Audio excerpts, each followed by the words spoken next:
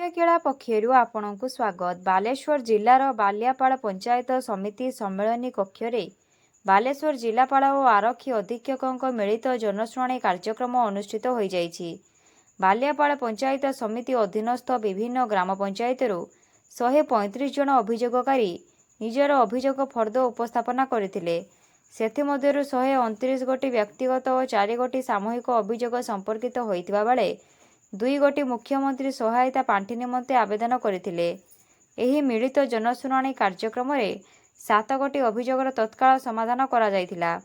ଏହି କାର୍ଯ୍ୟକ୍ରମରେ ବାଲେଶ୍ୱର ଜିଲ୍ଲାପାଳ ଶ୍ରୀଯୁକ୍ତ ସୂର୍ଯ୍ୟବଂଶୀ ମୟୂର ବିକାଶ, ଆରକ୍ଷୀ ଅଧୀକ୍ଷକ ଶ୍ରୀଯୁକ୍ତ ପ୍ରତ୍ୟୁଷ ଦିବାକର, ଅତିରିକ୍ତ ଜିଲ୍ଲାପାଳ ରାଜସ୍ୱ ଶ୍ରୀଯୁକ୍ତ ହେମନ୍ତ କୁମାର ସିଂ, ମୁଖ୍ୟ କାର୍ଯ୍ୟନିର୍ବାହୀ ଅଧିକାରୀ ଜିଲ୍ଲା ପରିଷଦ ଶ୍ରୀଯୁକ୍ତ ସଞ୍ଜୟ କୁମାର ରାଉତ, ଉପ ଜିଲ୍ଲାପାଳ ବାଲେଶ୍ୱର ଶ୍ରୀଯୁକ୍ତ ଶିବ ମାଲବ୍ୟ, ମୁଖ୍ୟ ଜିଲ୍ଲା ଚିକିତ୍ସା ଅଧିକାରୀ ଡକ୍ଟର ଦିଲ୍ଲୀପ କୁମାର ଜେନା, ବିଡିଓ ବାଲିଆପାଳ ଶ୍ରୀଯୁକ୍ତ ରାଧାରଞ୍ଜନ ଦାସ, ତହସିଲଦାର ବାଲିଆପାଳ ଶ୍ରୀମତୀ ସସ୍ମିତା ମୁର୍ମୁଙ୍କ ସମେତ ଜିଲ୍ଲାର ବିଭିନ୍ନ ବିଭାଗୀୟ ପଦାଧିକାରୀମାନେ ଉପସ୍ଥିତ ଥିଲେ। ଧନ୍ୟବାଦ।